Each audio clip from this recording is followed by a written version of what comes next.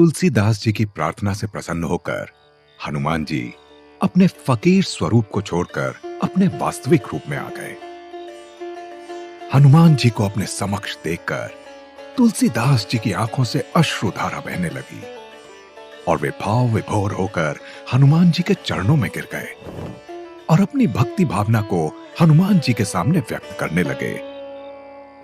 धन्य हो गया मेरा जीवन प्रभु, धन्य हो गया। मुझे श्री राम के परम भक्त के दर्शन हो गए। मुझ जैसे तुच्छ प्राणी को आपने अपने दर्शन देकर कृतार्थ कर दिया। वहीं तुलसीदास को अपने चरणों से उठाते हुए हनुमान जी ने कहा, आपकी भक्ति भाव से हम प्रसन्न हुए तुलसी। आपके प्रभु श्री राम की कथा और गुणगान करने की लालसा ने हमारा हृदय जीत लिया है। कहिए, क्या चाहिए आपको? हनुमान जी के मुख और ललाट के तेज को देखकर तुलसीदास कुछ संकोचवश हनुमान जी से बोले, हे महावीर, राम दुलारे हनुमान, हमें केवल एक बार प्रभु श्री राम के साक्षात दर्शन करा दीजिए, हमारा जीवन सफल हो जाएगा। तुलसीदास की परम आस्था और प्रेम से प्रसन्न होकर हनुमान जी उनकी ओर देखकर मुस्कुराने लगे और मंद मंद मुस्कुराते हुए हनुमान जी ने कहा, तुलसी, प्रभु श्री राम के दर्शन पाने के लिए आपको चित्रकूट आना होगा, परंतु उनसे मिलना इतना सरल नहीं है। प्रभु श्री राम से मिलने के लिए आपको परीक्षा देनी होगी। तुलसीदास ने हनुमान जी से उत्सुकता में कहा, श्री राम के दर्शन के लिए अगर हमें अपने प्राण भी त्यागने पड़े तो हम खुशी खुशी त्यागने को तैयार हैं हनुमंत। आप बस कहें कि हमें कैसी परीक्षा को पार करना होगा। तुलसीदास के प्रश्न पर हनुमान जी ने मुस्कुराते हुए कहा, तुलसी, आपकी परीक्षा यही है कि चित्रकूट में जहां प्रभु श्री राम आपसे मिलेंगे वहां वे स्वयं अपने वेश में नहीं होंगे। आपको उन्हें उनके छद्म वेश में स्वयं ही पहचानना होगा। एक प्रकार से यही आपकी अग्नि परीक्षा होगी उनसे भेंट करने के लिए। तुलसीदास ने हनुमान जी की बात सुनकर उनकी आज्ञा मानते हुए कहा, जी, जैसा आप कहें प्रभु, हम श्री राम जी के दर्शन के लिए हर बाधा को पार करेंगे। वहीं इस घटना के उपरांत अपने आराध्य श्री राम के दर्शन पाने की आस्था में तुलसीदास जी ने चित्रकूट के राम घाट पर अपना डेरा जमा लिया। एक दिन चित्रकूट के किसी मार्ग में तुलसीदास को दो सुंदर युवक घोड़े पर विराजमान नजर आए, जिन्हें देखकर तुलसीदास अपनी सुध-बुध खो बैठे। वहीं जब वे दोनों युवक उनके सामने से होकर चले गए, तब हनुमान जी वहां तुलसीदास के सम्मुख प्रकट हुए और उन्होंने उनसे कहा, तुलसी, आपने आज ये क्या किया?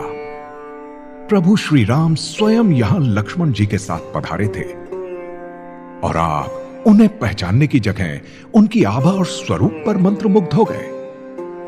हनुमान जी की इस बात को सुनकर तुलसीदास अपने आंखों से अश्रुधारा बहाने लगे और आंसुओं की बूंदें उनके मुख के तेज को मलिन करने लगी और विनीत स्वर में तुलसीदास जी ने कहा, इतना बड़ा अनर्थ हमसे कैसे हो गया प्रभु?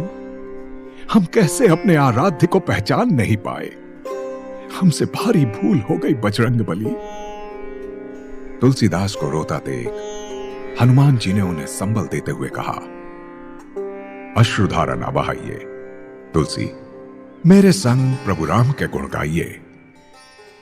राम राम जय राजा राम, राम राम जय सीता राम, राम राम जय राजा राम, राम राम जय सीता राम। जयकारा लगाते हुए हनुमान जी ने प्रभु श्री राम का नाम लिया। बोलो प्रभु श्री राम की जय। तभी तुलसीदास प्रसन्न होकर मुस्कुराए, पवन पुत्र हनुमान की जय।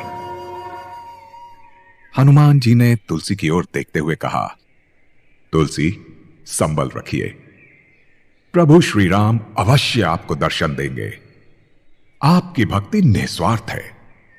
आपके जैसे भक्तों के कारण ही संसार में भक्ति विद्यमान है। यह सुनकर तुलसी ने हनुमान जी की ओर देखते हुए कहा, प्रभु, हमारी भक्ति तो आपके समक्ष कुछ भी नहीं है। आपके जैसा परम राम भक्त संसार में कोई दूजा कहां। आपकी भक्ति के कारण ही दुनिया में राम भक्तों को इतनी श्रद्धा से देखा जाता है। श्री राम का नाम अपने नाम से जुड़ता सुनकर हनुमान जी के चेहरे का तेज और अत्यधिक चमत्कृत हो उठा एवं उनकी आभा पहले से भी अधिक प्रज्वलित नजर आने लगी। हनुमान जी ने तुलसीदास को ध्यान से देखते हुए कहा, तुलसी, अपने आराध्य श्री राम के प्रति आपका ये भक्ति भाव अत्यंत दुर्लभ है। जो भी भक्त स्वयं को श्री राम से जोड़ लेता है, उनकी भक्ति में लीन हो जाता है, वो संसार की हर बाधा को पार कर सकता है। तुलसीदास हनुमान जी की ये बात सुनकर मुस्कुराने लगते हैं और तुलसीदास ने हनुमान जी की ओर देखते हुए आगे कहा, प्रभु, बुरा न माने तो हम एक बात कहें आपसे।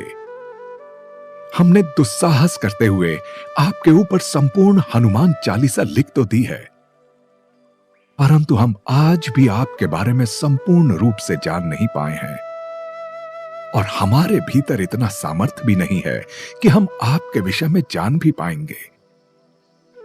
इसलिए हे केसरी नंदन, हे कपि श्रेष्ठ, हमारी आपसे विनती है, हमारे जैसे तुच्छ प्राणी को अपने गौरवशाली जीवन से अवगत कराएं।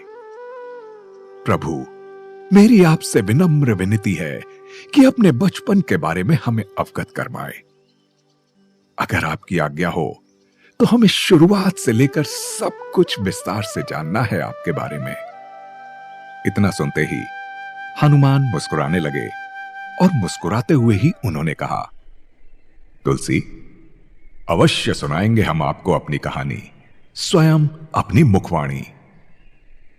हनुमान जी के इतना कहते ही एक अलौकिक आभा वहां के दृश्य में नजर आने लगी, जैसे कि वे एक काल से किसी दूसरे कालखंड की ओर बढ़ने लगे हों।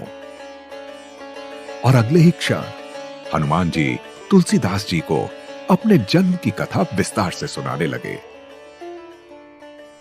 वहीं हनुमान जी की कथा को सुनते ही तुलसीदास जी की आंखों के सामने एक दृश्य तैरने लगा। वैकुंठ धाम में ग्रह नक्षत्रों से परे ब्रह्मांड के बीचों बीच एक ऐसा दिव्य संसार जहां मनुष्य की सारी कुंठाएं विलीन हो जाती हैं।